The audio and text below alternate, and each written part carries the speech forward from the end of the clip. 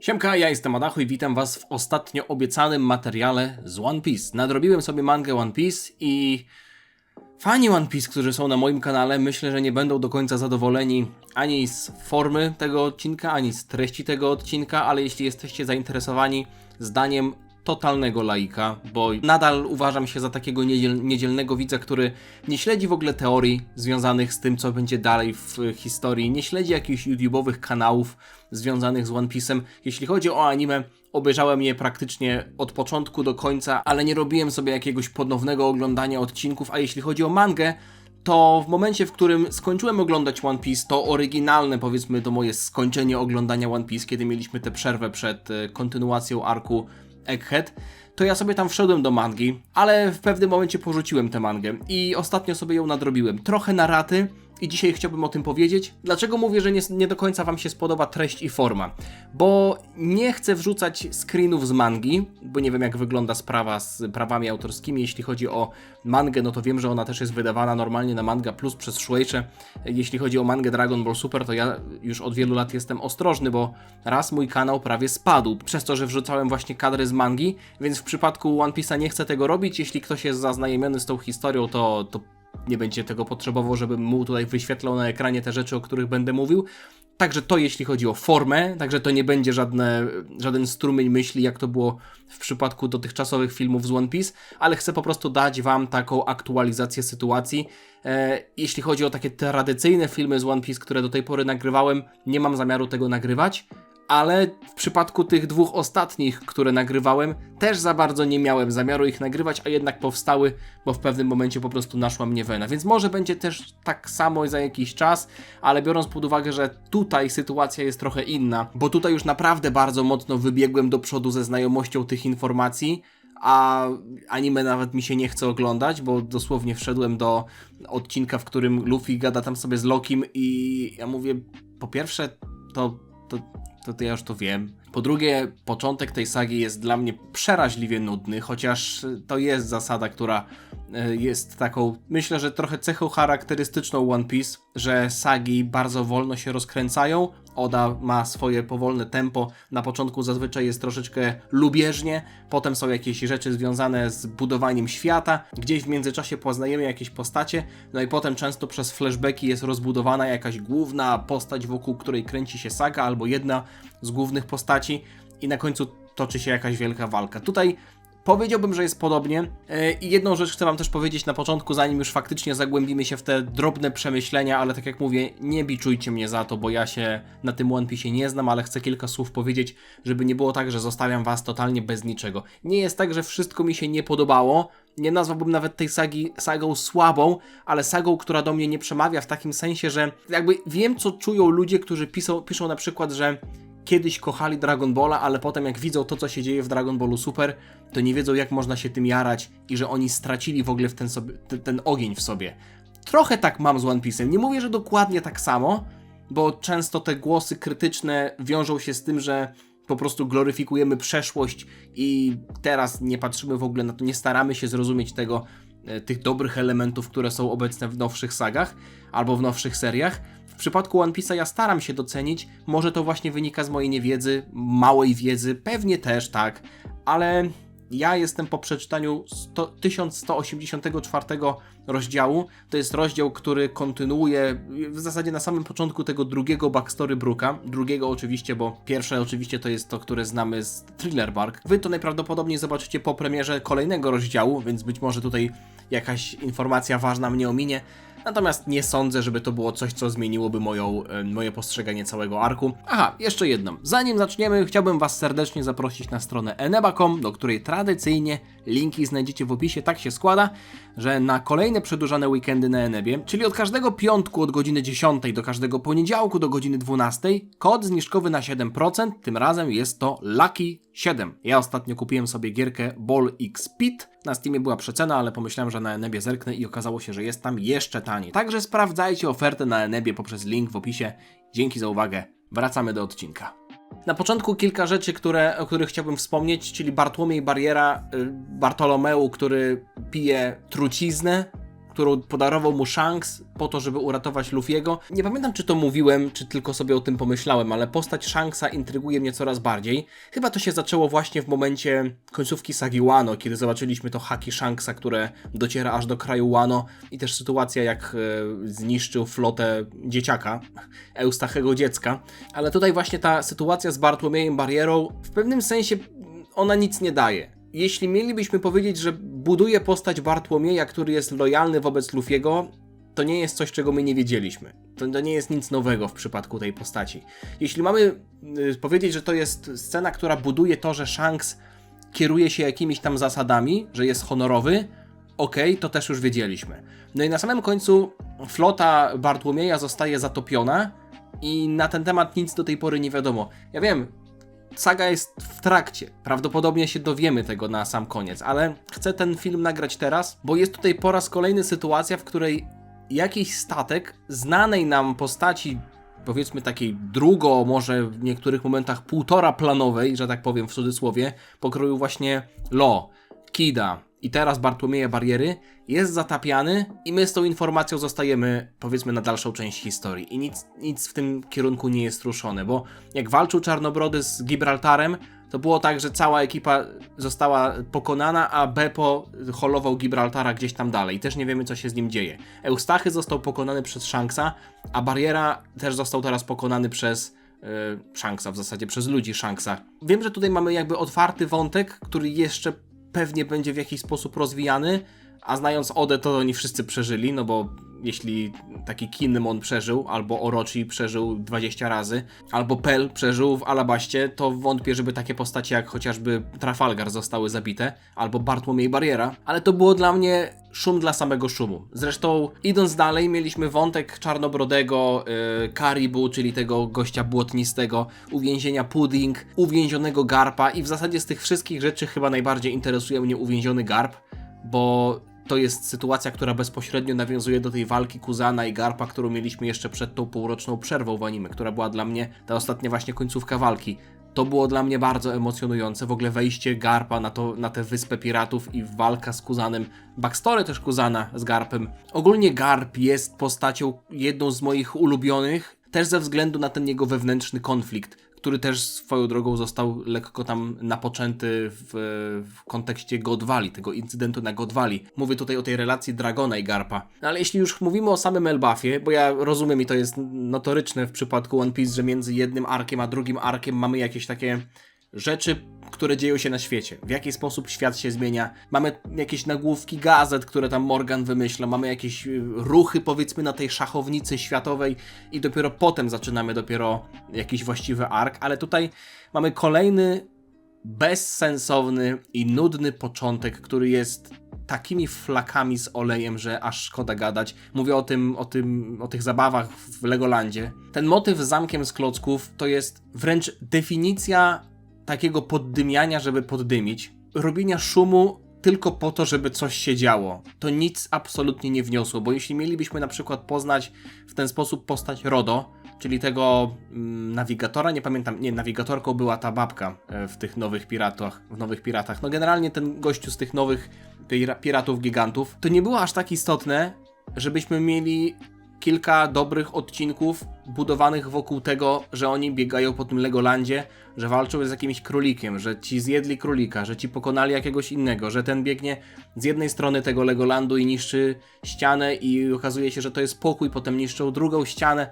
Jakby to się tak źle oglądało mi, ja nie mówię, że to w ogóle jest złe, bo nie chcę tutaj oceniać z perspektywy człowieka, który decyduje o tym, czy to jest dobre, czy złe, no bo każdy może mieć własne odczucia, ale mówię o tym, jak mi się to oglądało. Po prostu nie mogłem przez to przebrnąć. Jak oglądałem te odcinki, to na raty. Pierwszy raz od dawna albo w ogóle zdarzało mi się przerwać oglądanie odcinka One Piece w trakcie, bo po prostu tak mnie to nudziło. I być może to też było właśnie ze względu na to, że wiedziałem, co jest dalej, ale Egghead. Ja też przeczytałem na początku w mandze, a jednak dobrze mi się to oglądało. Może ze względu na to, że wtedy jak zaczynałem sobie nadrabiać anime, to już było w trakcie walki, wchodzili właśnie 5 starszych wchodziło i tak dalej, mieliśmy tę całą akcję z backstorym Kumy, więc to na pewno oglądało się lepiej niż jakieś tam walki w Legolandzie, ale to jest wręcz dla mnie kwintesencja początku arku w One Piece. Jakaś próba zbudowania świata, która w zasadzie do niczego nie prowadzi, bo to nawet nie jest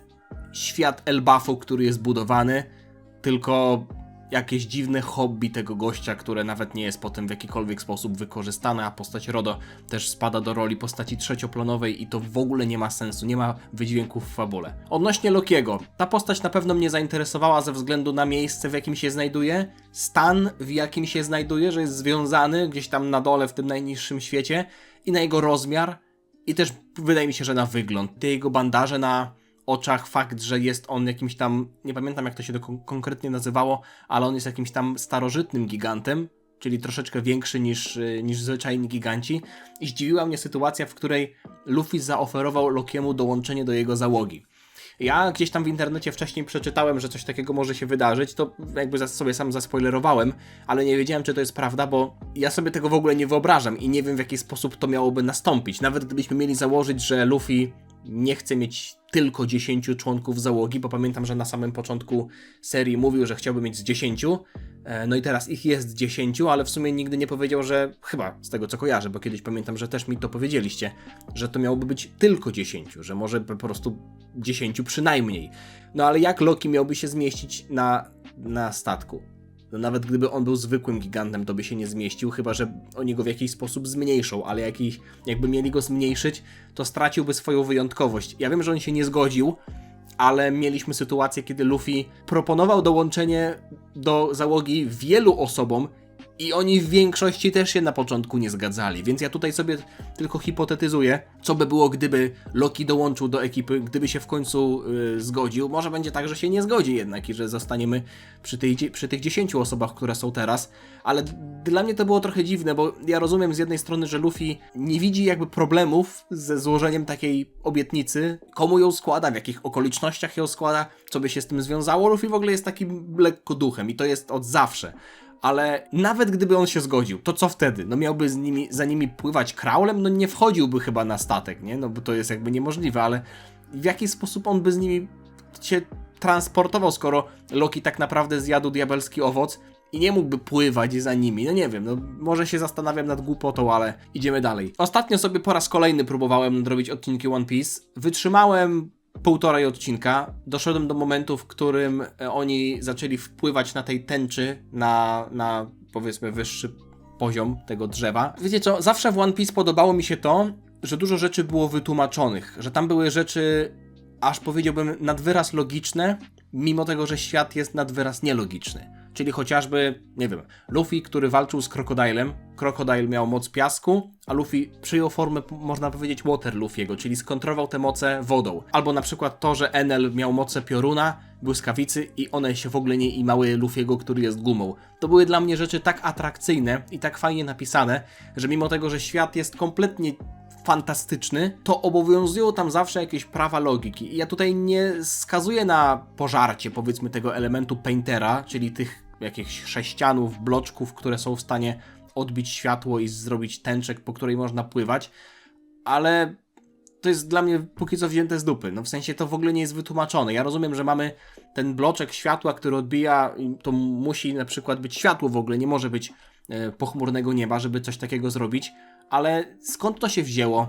Dlaczego to tworzy tęczę, po której można pływać? Jakby ktoś powie, okej, no marudzę. No tak, trochę marudzę. Być może to jest kwestia tego, że jak już jedna rzecz mi się nie spodoba, to potem trudniej jest mi zaakceptować inne. Ale nie wiem, jak chociażby mieliśmy Water 7, czyli miasto, które też było bardzo nietypowo zbudowane, to miałem wrażenie, że to jest po prostu lepiej wytłumaczone. A tutaj ten painter to był taki wytrych w fabule, żeby oni mogli w jakiś sposób znaleźć się na tym wyższym piętrze tego drzewa.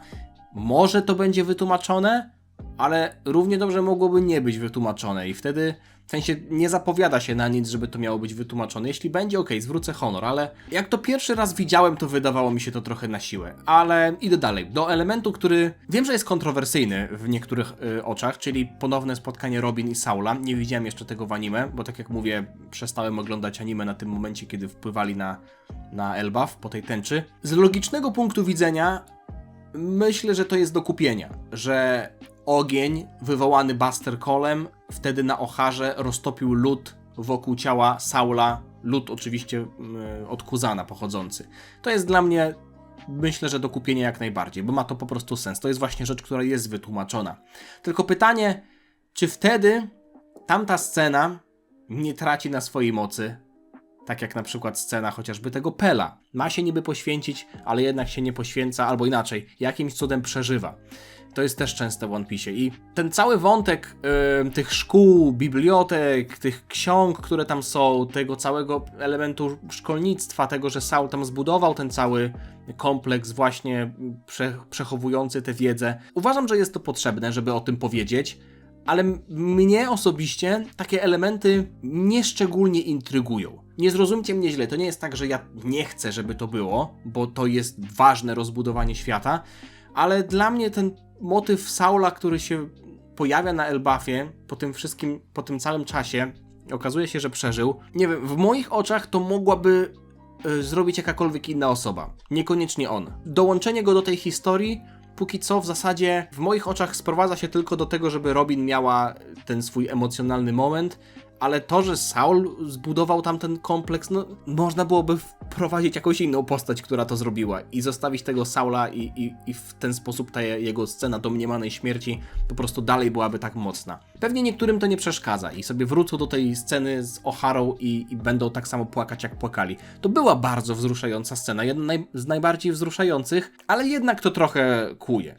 Przynajmniej mnie. Potem nastąpił moment, który był takim pierwszym momentem, który bardzo mi się spodobał i bardzo mnie zaintrygował, czyli wejście dwóch zakapturzonych postaci poprzez te portale. Zwłaszcza jak się okazało, że jedna bardzo mocno przypomina Shanksa. Ja wtedy mangę czytałem na bieżąco, więc nie wiadomo było, kto to jest. Okazało się, że to jest Shamrock, czyli brat Shanksa. I z tego, co można się tu myśleć, sytuacja z bodajże 800, ja sobie to zapisałem, 887 odcinka, kiedy ta właśnie zakapturzona postać przypominająca Shanksa pojawiła się w Mary Joyce przed 5 starszymi. I wtedy dużo osób mówiło, że Shanks jest jakimś tam szczurem, że zdradza albo że nadaje na piratów, na Luffy'ego, bo on pytał właśnie o Luffy'ego.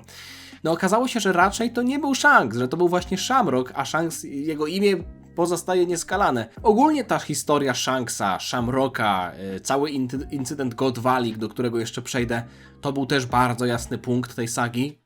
Nadal jest zresztą bardzo jasny punkt tej sagi. O God Valley jeszcze kilka słów powiem później, bo to jest dość duży element i nie chciałbym tak po prostu w jednym zdaniu o tym wspominać.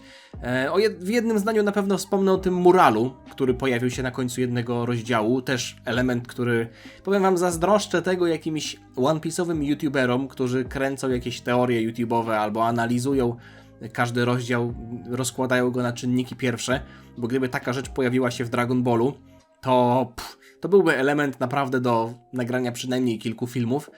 Ja, tak jak mówiłem, żadnych takich teorii nie śledzę. Nie interesuje mnie to, nie wywołuje to we mnie takich wielkich emocji, żebym nie mógł się doczekać na przykład, co oznaczają poszczególne postacie. Oczywiście można się tam domyślić, bo Nika jest bardzo mocno zarysowany, w sensie jest bardzo charakterystycznie narysowany na tym muralu. Ewentualnie jakieś, wiecie, Minks, oni się tak nazwali, te Sulongi, no nie? Zresztą Laboon też był widoczny, Emmet też był widoczny, Imu wydaje mi się, że jest tym głównym przeciwnikiem, więc generalnie były tam miejsca, w których można znaleźć jakieś powiązanie z rasami albo z postaciami, które są obecnie ważne w świecie One Piece. Podobało mi się wejście z Coppera Gabana, nazywanego na początku jako Mister Ja, głównie ze względu na to, że on jest postacią, która nawiązuje do jakichś starych czasów i też był potem obecny w tym incydencie God Valley. To jest postać, która jakby typ postaci, który jest dla mnie interesujący, w sumie głównie ze względu na to, kim on tak naprawdę jest, a raczej był, czyli tą lewą ręką króla piratów. Gdyby się okazało, że Copper Gaban to jest jakaś legenda Elbafu, która sobie tam żyje i jest jakimś mitycznym drwalem, który odpowiedzialny jest za zbudowanie jakichś tam wiosek, to by mnie w ogóle nie obchodziło. W sensie tak fajnie, że macie swoje tam jakieś postacie i tak dalej, ale na tym etapie historii, zwłaszcza, że to jest finałowa saga, chciałbym dostawać po prostu więcej nawiązań do starych postaci, albo jakiejś backstory starszych postaci, inaczej, może nie backstory. Takich postaci właśnie jak Gaban, czyli niby jest nowy, ale nie do końca, bo wiemy, że był w tamtej ekipie, więc jest to dla nas nowa postać, ale to nie jest postać, która się wzięła totalnie znikąd, tylko ma swoje miejsce w znanej historii już i ekscytującej dla mnie, czyli właśnie historia Króla Piratów, tych starych pirackich załóg, które się ze sobą zderzyły chociażby wtedy na Godwali. Akcja z potworami z tych koszmarów, tym jak te dzieci były prowadzone po tej strzałce, pożarem, walkami. Znowu mapka, no to jest moment, w którym ja naprawdę już sobie zaczynam się zastanawiać, czy to jest kwestia tego, że Oda chce nam to wytłumaczyć, co się dzieje, czy może jest tak, że One Piece już jest tak bardzo skomplikowany, że Oda sam próbuje sobie to wszystko rozrysować w taki sposób, albo on na przykład wie, że gdyby nam tej mapki nie narysował, to my byśmy pewnie nie mogli aż tak bardzo kojarzyć, co się gdzie dzieje, bo nie mamy 2 postaci przeciwko 2 innym, tylko mamy 10 postaci z naszej załogi, gigantów, dzieci, postacie pokroju Lokiego, które są jeszcze takie, powiedzmy, między gigantami a między naszymi, tych złych, którzy jeszcze się pojawiają, i robi się taki Saigon, że trochę trudno jest się skupić na wszystkim naraz i wczuć się w każdą jedną walkę tak bardzo mocno, jakbym chciał. To jest coś, co też ostatnio trochę wytykałem Naruto, chociaż jakby skala jest zupełnie nieporównywalna. Koniec sagi gonienia Sasuke, jakby odzyskania Sasuke, tam mieliśmy sytuację, w której kilka walk toczyło się w jednym momencie. I anime wyglądało tak, że dosłownie co chwilę mieliśmy przeskoczenie z jednej walki na drugą i ja nie byłem w stanie się skupić na jednej, nie byłem się w stanie wczuć w żadną z tych walk, bo mimo tego, że one były z fabularnego punktu widzenia ważne, to żadna z nich nie dostała dużo miłości w animacji. Fabularnie one mogły jakoś tam, powiedzmy, momentami zaciekawiać, ale właśnie fakt, że to zostało napisane w taki sposób, że my skaczemy z jednego miejsca do drugiego co chwilę, to było męczące. Ja sobie przerwałem czytanie mangi na długie miesiące, na kilka miesięcy, bo umówmy się, w momencie, w którym Dori i Brogi zostali zamienieni w te demony i tam dostali widły i tak dalej.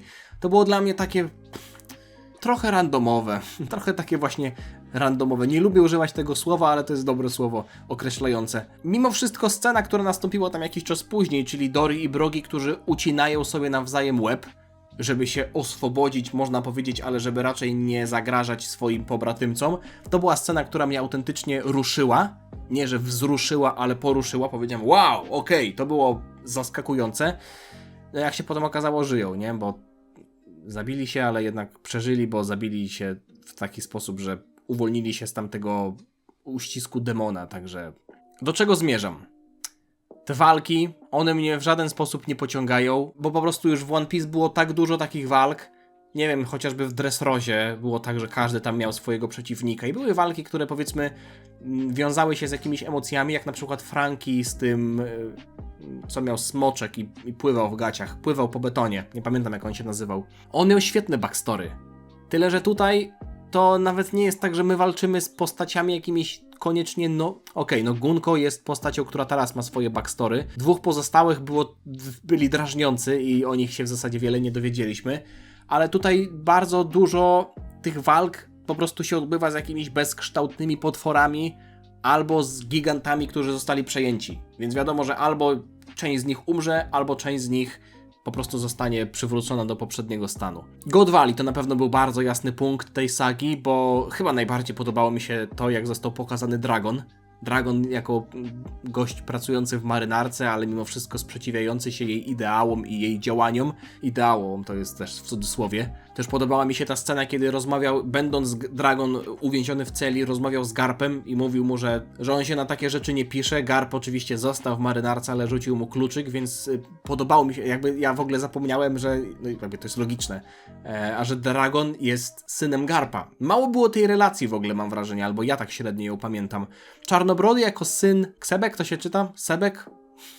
Jakbym dalej nadawał imiona tym postaciom, to pewnie nazwałbym Roxa Sebek. No ale niech będzie, że Sebek. Bardzo fajne powiązanie. Ogólnie nie lubię postaci Czarnobrodego. W sensie jest irytująca, ale bardzo doceniam to, co wrzuca do historii. Mówiąc nie lubię, mam na myśli to, że jest to postać odrażająca i budząca taką niechęć, ale jej historia jest ciekawa, jej umiejętności są ciekawe. Fakt, że jest jedynym posiadaczem 2 owoców i nawet biorąc pod uwagę, że miał jeszcze zamiar przejąć owoc Boły Hancock, to sugeruje, że tych owoców może w sobie mieć więcej, więc ja się zastanawiam, o co tutaj chodzi. Motyw tego klanu Davy, mieliśmy przecież tę grę Davy Back, w Long Ring, Long Land, coś takiego, tak to się nazywało. Mieliśmy przecież tę grę polegającą na tym, że się zamienia członków, jakby, że można wygrać jakiegoś tam członka innej załogi, co Chopper prawie przeszedł do innej załogi, więc tutaj też jest ciekawy motyw, chociaż nie wydaje mi się, żeby to D oznaczało Davy, bo wtedy by się nie nazywał ten gość Davy D. Sebek. Świetnie to też się wkomponowało w to backstory, które już po części poznaliśmy w przypadku Kumy, a w zasadzie w ogóle poznaliśmy, czyli Kuma, który był niewolnikiem, i Emporio Ivankow, którzy też tam byli na tej całej wyspie, Ginny, w ogóle świetnie to się wszystko połączyło. Ten ostatni moment z królem Haraldem, król Harald i ta cała historia z Lokim. Okej, z jednej strony rozumiem to, na czym polega, i jakby doceniam postać Lokiego ze względu na to, że ona się okazała nie aż tak bardzo winna, jak ją ludzie postrzegali, no bo to on nie zabił króla Haralda dlatego, że chciał, tylko dlatego, że w innym przypadku po prostu cały Elbaf mógłby zostać przejęty przez światowy rząd i przez Imu.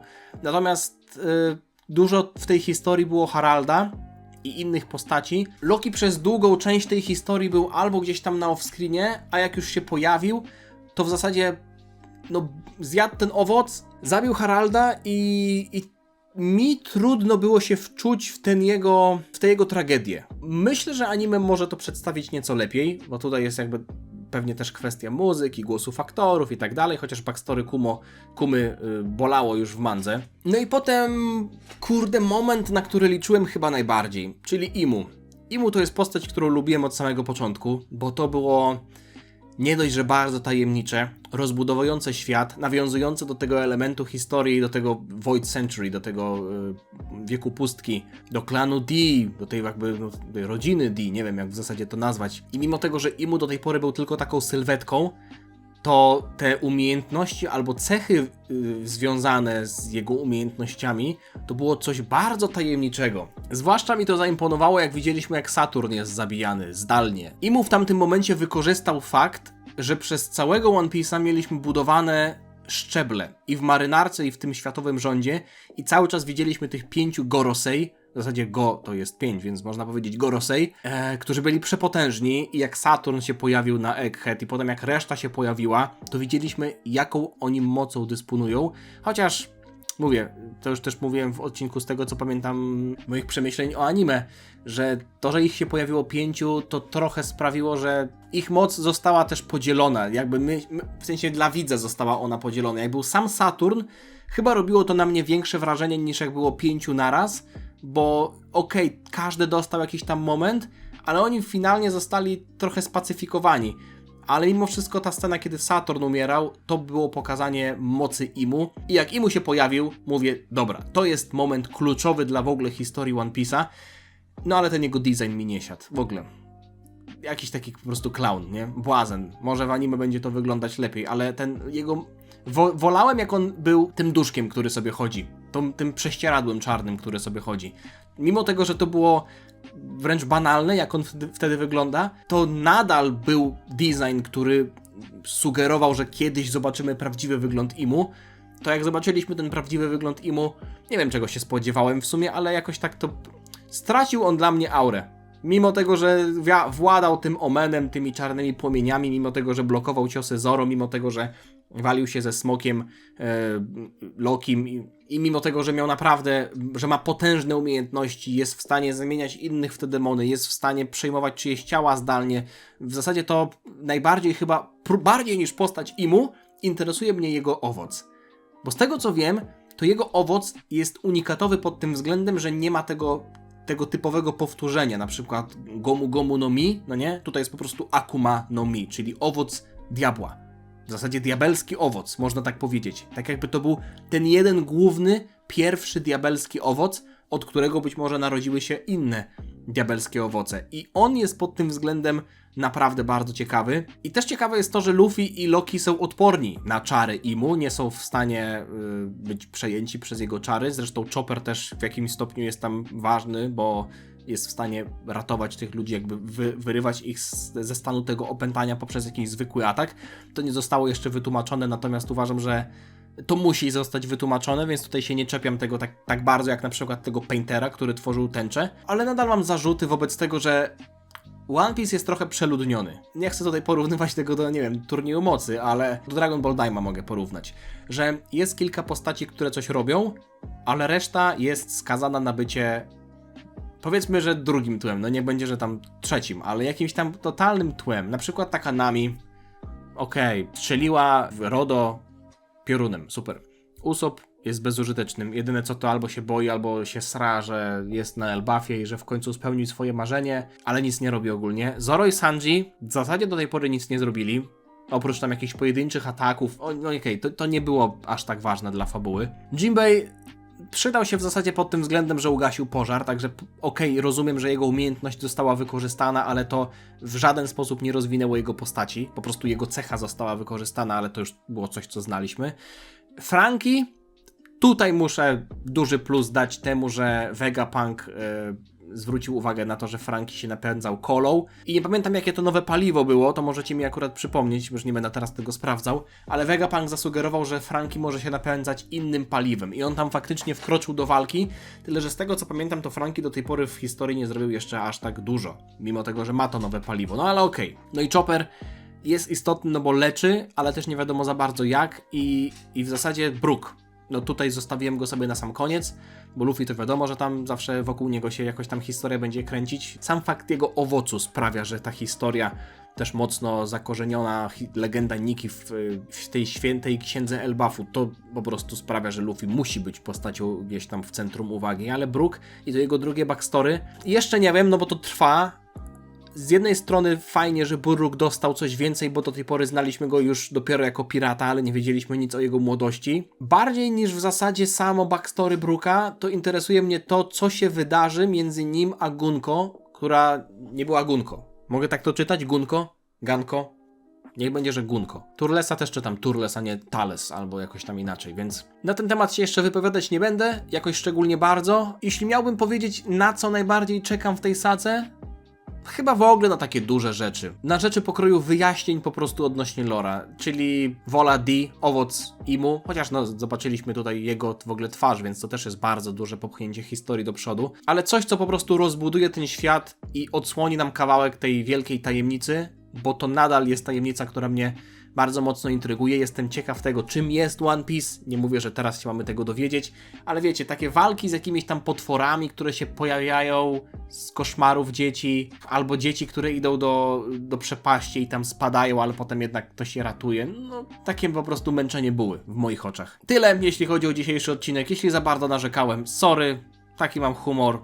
Ale nawet gdyby nie to, że taki mam humor, to pewnie bym to nagrał, bo tak jak mówiłem, ostatnio już w Kokle chociażby wspominałem wam o tym odcinku i tak już wtedy miałem w głowie zamysł tego, o czym chcę powiedzieć. Ta saga jest dla mnie średnia, anime w ogóle mnie nie obchodzi. Na pewno sobie obejrzę takie momenty jak wejście Imu, bo to jest coś, co musi zostać świetnie zanimowane. Ale mimo wszystko myślę, że ta saga się skończy dobrze, bo w ogóle One Piece ma taką tendencję do tego, że powoli zaczyna, powoli się rozkręca, raz za razem dostajemy jakieś lepsze historie, no na pewno to God Valley to jest też coś, co sobie obejrzę, bo akcja tam jest po prostu niesamowita i te różne postacie, które znamy, Czarnobrody, który tam jest w ogóle też wrzucony, no to mimo wszystko buduje jego postać, bo pokazuje, że to jest dzieciak z jakąś tam przeszłością, a nie, że się wziął znikąd i, no nie, z tego klanu Davy on pochodzi. Ale myślę, że tutaj będzie tak, że saga się zakończy też jakimś mocnym walnięciem, tak jak chociażby Egghead się zakończyło Emmetem, no to było świetne z tym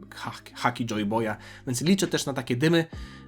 Może jak pojawi się już końcówka tej sagi i się ona w ogóle zakończy w zasadzie tego arku, to też nagram takie luźne przemyślenia, ale nie mam zamiaru nagrywać tego w innej formie, więc nie namawiajcie mnie. Dzięki za oglądanie, zostawcie lajka, jeśli wam się podobało, suba, żeby niczego nie przegapić, czekam na wasze komentarze, możecie mnie poprawiać, możecie mi mówić wszystko, bo tutaj już się nie boję żadnych spoilerów. Jeśli jakoś inaczej to interpretujecie, okej, macie do tego prawo, tak samo jak ja mam do tego, żeby mieć własną opinię. Miłego dnia wam życzę, trzymajcie się, na razie, cześć, dziana.